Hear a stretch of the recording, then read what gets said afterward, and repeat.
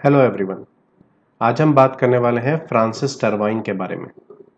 इस वीडियो में हम फ्रांसिस टरबाइन से रिलेटेड उसका इंट्रोडक्शन देखेंगे, क्या क्या कंपोनेंट्स उसमें यूज हुए हैं और उन कंपोनेंट्स का क्या फंक्शन है, फ्रांसिस टरबाइन की क्या वर्किंग है, ये सब चीज़ हम एक वीडियो में कवर करने वाले हैं।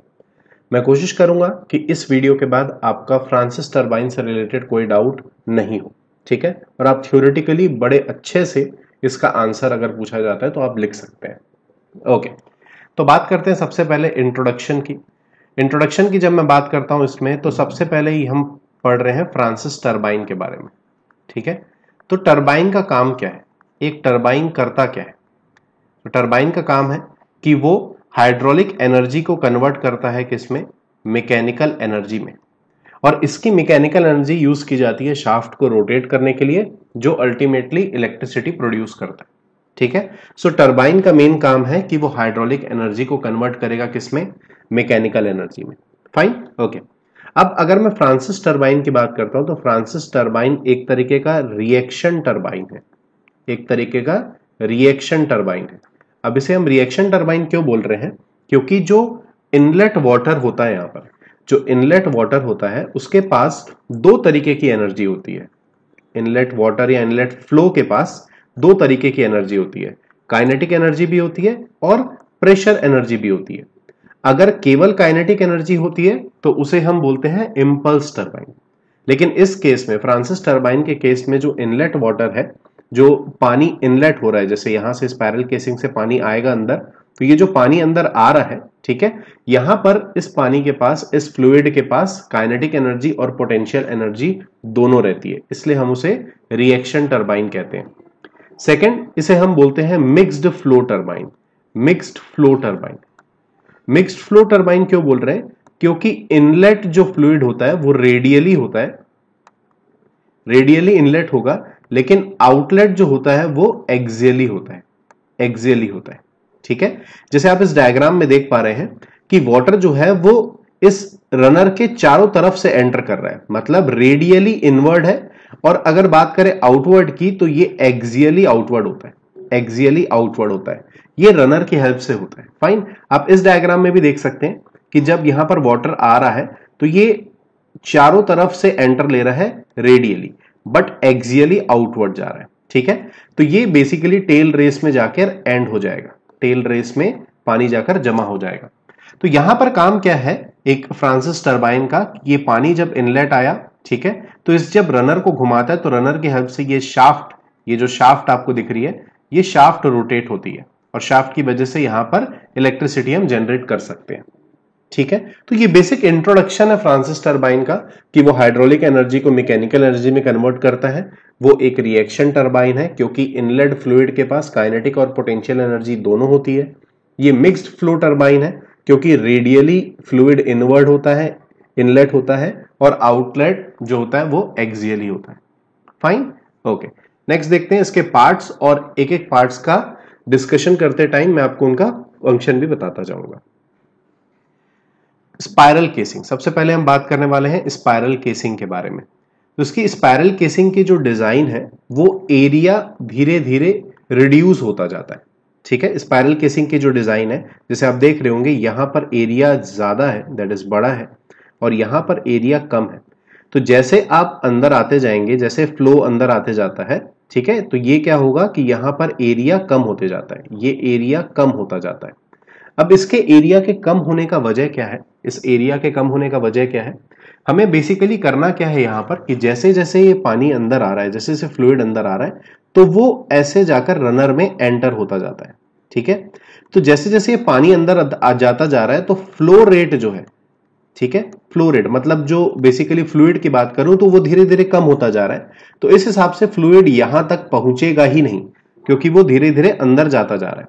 फाइन, तो हम क्या करते हैं उसके लिए कि एरिया को हम कम करते जाते हैं। एरिया को जब हम कम करते हैं तो प्रेशर जो है वो बढ़ता जाता है, ठीक है। अगर आपको यहां पर समझ आ रहा है कि यहां से जैसे ही क्यू डिस्चार्ज जो है वो कम होता जा रहा है, क्योंकि यहां से हर डायरेक्शन पे पानी जो है, फ्लूइड जो है वो अंदर जा रहा है, तो जो प्रेशर है वो रिड्यूस होता जा रहा है, ठीक है, प्रेशर रिड्यूस होता जा रहा है। तो हम क्या करते हैं, एरिया को कम करते जाते हैं, जिसकी वजह से प्रेशर जो है वो बढ़ जाता है, ठीक है। और प्रेशर के बढ़ने से क्या होता है कि वेलोसिटी जो है, पानी की वेलोसिटी जो है, एक यूनिफॉर्म वेलोसिटी से पानी गाइड वेन्स के अंदर जाता है, पानी जो है वो गाइड वेन्स के अंदर जाता है।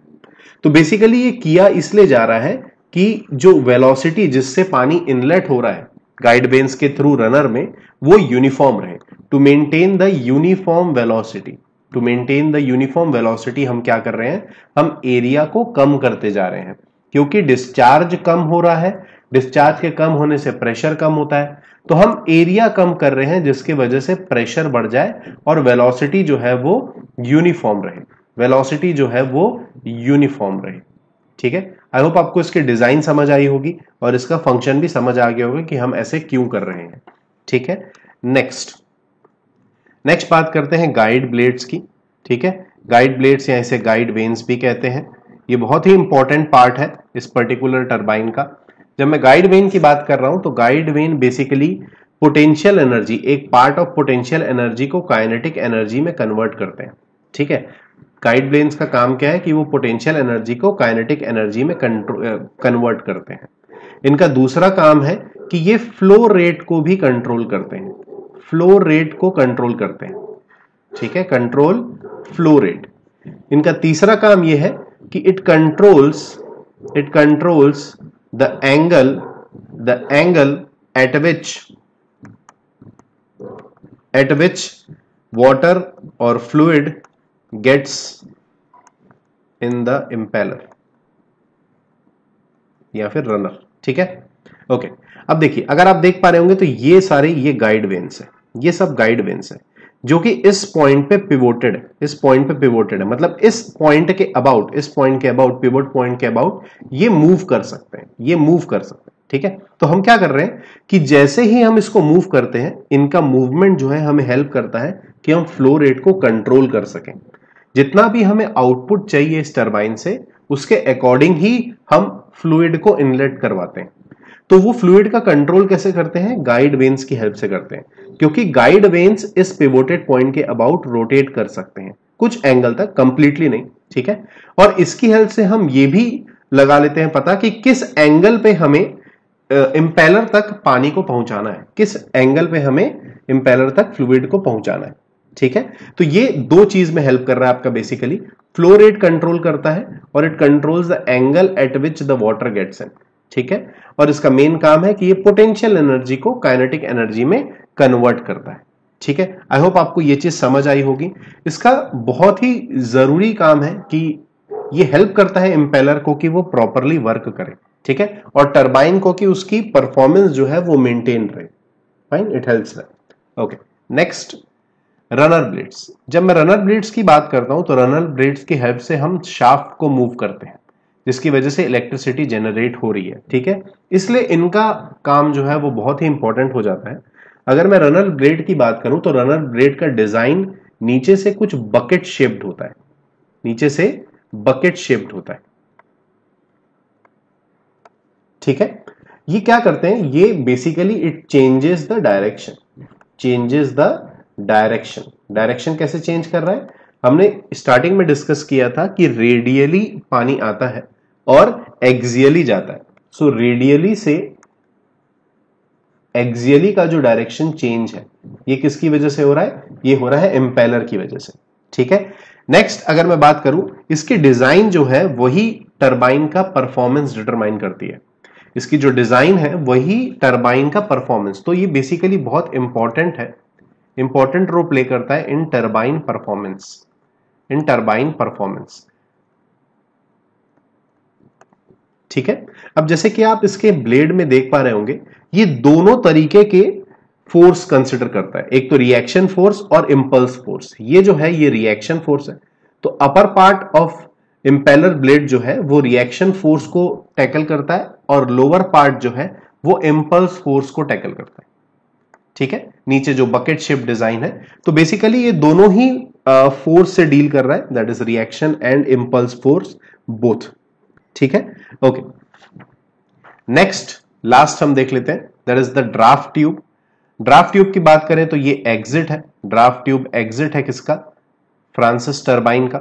ड्राफ्ट ट्यूब का सबसे इंपॉर्टेंट चीज ये है कि ये एरिया जो है इसका वो ग्रेजुअली बढ़ता जाता है। जैसे हम आगे जाएंगे ड्राफ्ट ट्यूब में तो एरिया जो है वो ग्रेजुअली बढ़ रहा है।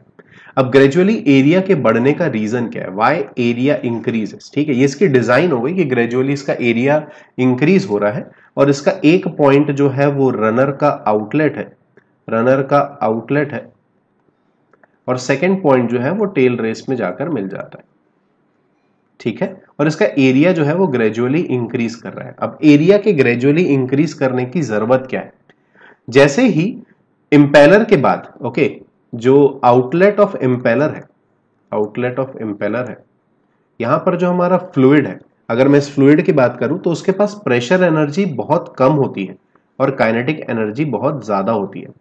इंपेलर के आउटलेट में मतलब जो एक्सियली पानी बाहर आ रहा है, जो फ्लूइड बाहर आ रहा है, उसके पास प्रेशर एनर्जी बहुत कम है, काइनेटिक एनर्जी बहुत ही ज्यादा होती है। इस वजह से हम क्या करते हैं, इस वजह से हम एरिया को डिक्रीज करते जाते हैं।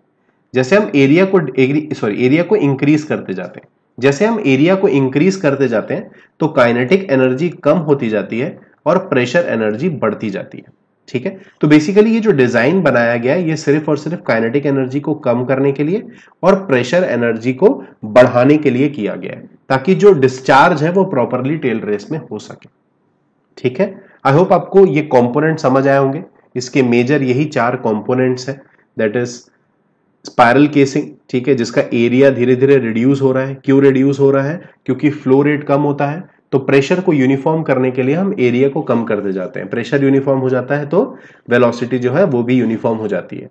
नेक्स्ट है गाइड ब्लेड्स। गाइड ब्लेड का बहुत इंपॉर्टेंट रोल है, ये प्रेशर एनर्जी को काइनेटिक एनर्जी में कन्वर्ट करता है, ठीक है। It also controls the flow rate, कितना फ्लूइड अंदर इंपेलर में जाना चाहिए ये उसको कंट्रोल करता है अपने डिजाइन, जैसे वो पिवोट पॉइंट के अबाउट मूव कर सकता है उसकी हेल्प से। नेक्स्ट रनर ब्लेड की बात करें तो ये रेडियली से एक्सियली जो ट्रांसफॉर्मेशन हो रहा है डायरेक्शन का वो करने में हेल्प करता है, जिसकी वजह से it finally impacts the turbine performance. Draft tube का एरिया कंटिन्यूअसली बढ़ता जाता है क्योंकि हमें प्रेशर एनर्जी को बढ़ाना है और काइनेटिक एनर्जी को कम करना है, ठीक है। आई होप आपको ये टॉपिक समझ आया होगा। इससे रिलेटेड अगर आपको कोई डाउट है तो आप प्लीज कमेंट में लिखिएगा। Fine, okay, see you in the next one, till then bye bye.